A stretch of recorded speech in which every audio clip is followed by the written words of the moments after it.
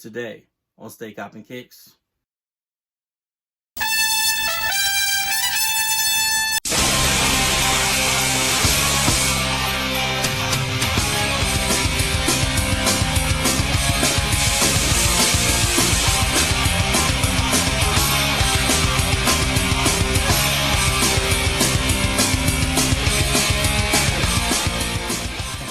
Welcome to StayCoppinKicks. My name is That Dude Curtis.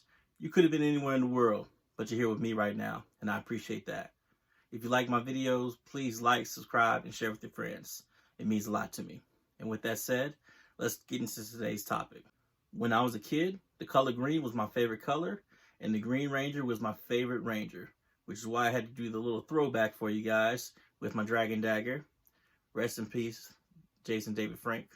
So the idea of having green shoes was always a huge deal to me. I remember having a pair of black, white, and green cross trainers from around that time that I just absolutely loved and adored. And I remember when I was getting my gear together for, I think it was the 5th grade, coloring black, green, and white Nike swooshes all over my notebook and everything else. In addition, I remember my cousin Todd having a pair of white and green Air Force Ones, the mids, and I just was in love with those shoes, and I wanted them so bad. Combine that with the fact that, much like my man MJO23 Dan, I've been wanting the airship ever since I realized it existed.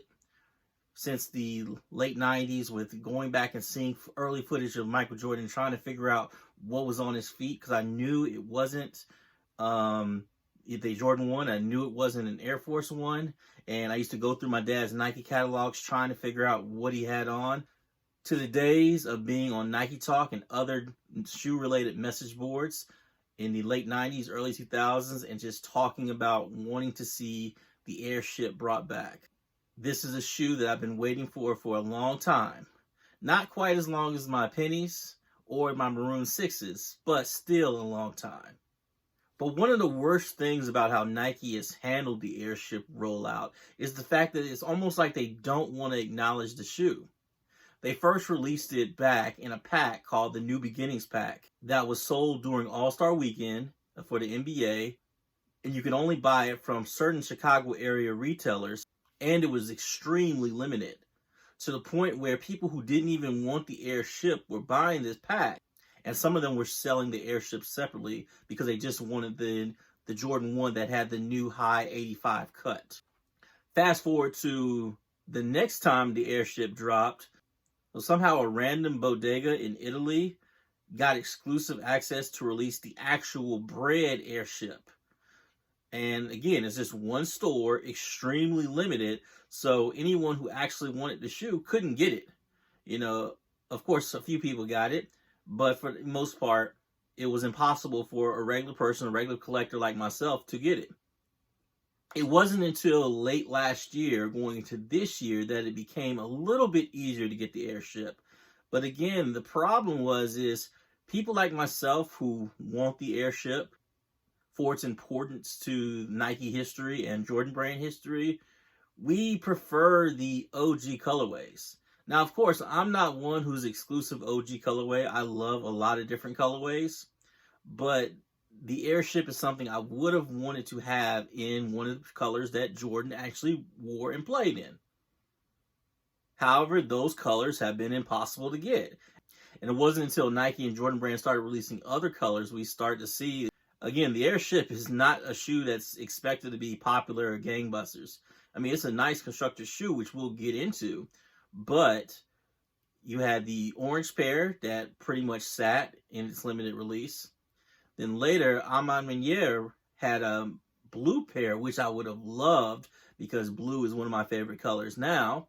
And that pair was extremely limited and had a little bit of Amon Meniere branding on it, which made it become more desirable to people who, again, would not have cared about it.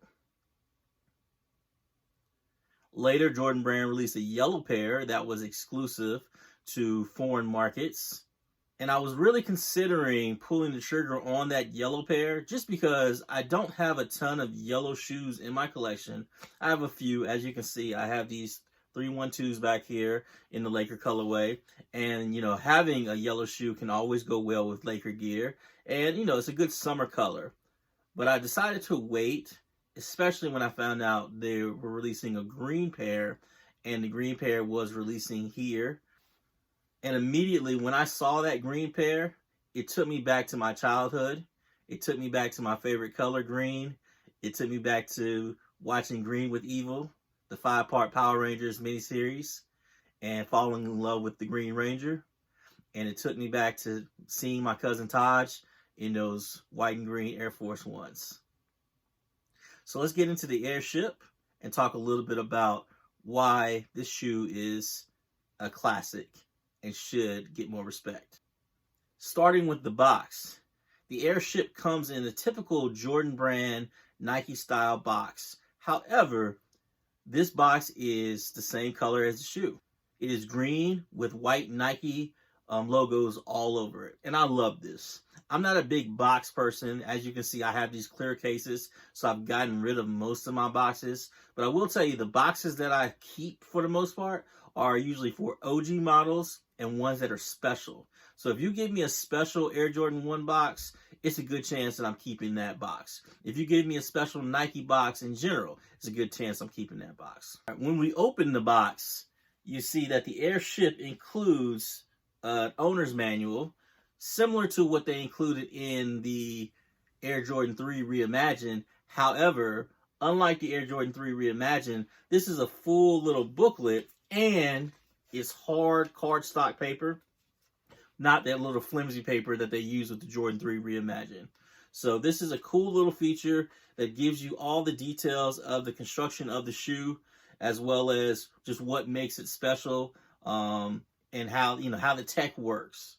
This is something that I wish they would do with more shoes nowadays, especially with all the new tech that goes into shoes.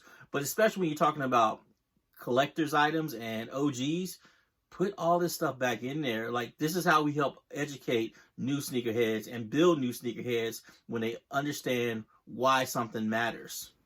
When you pull the shoe out of the box, it comes unlaced, just like Jordan 1s. It has a bag with an extra set of laces. These are pine green. I'm not sure which I'll use. I'll probably stick with the white because I really like that clean white on white look, but I'm not sure. I'll think about it. Now, for those who have never looked at it, the Airship contains a lot of Jordan 1 DNA. Again, this was the precursor. This was the shoe that they used to test out a lot of the same ideas on the shoe that would become the Jordan 1. For example, if we look at the outsoles of the shoe, the outsole is almost exactly the same as a Jordan 1. There are some differences, but for the most part, the way the traction is designed, it is just like a Jordan 1. Looking at the toe box down, again, it's very similar to a Jordan 1 from the way the tooling is done. On the side, it does have these flaps that actually have a little piece of Velcro in here to help with stretch and help the shoe break in more. One of the things, of course, that is missing from the way a Jordan 1 looks, and this is more consistent with, you know, the Air Force 1 or other Nike basketball shoes from the time, like the Terminator, is the lack of separate paneling in the back heel area. And then, of course, you have the green swoosh and the collar of the shoe, which is padded and the same color green. The tongue looks just like a standard Nike basketball tongue from the time. It's got the little tag on the top with Nike Air. This tag is smaller than the size that you normally find on the Jordan 1 and some of the other models. And of course, on the back of the collar, you have Nike Air in the block print. Like I said, I love the way this shoe turned out. I love the way it looks. I'm really glad to have an Airship in my collection. While I would have loved to have one of the OG colorways that MJ wore, like the Bread, for example, having this in this green just really takes me back to my childhood, which is, again, where these memories of the Airship was formed. And I think it's a great model for me personally to pick up. So it's so cool to have a piece of history in my collection. I can't wait to wear these today on St. Patrick's Day. So what are your thoughts on the Nike Jordan Airship? Is this something that you're going to plan to pick up for yourself? Sound off in the comments below. Let me know what you think. And with that said, StayCoppinKicks. Sneaker boy, all about them sneakers, boy. Got all types you like, from Nike to Adidas, boy. Sneaker boy, all about them sneakers, boy. I keep a clean pair.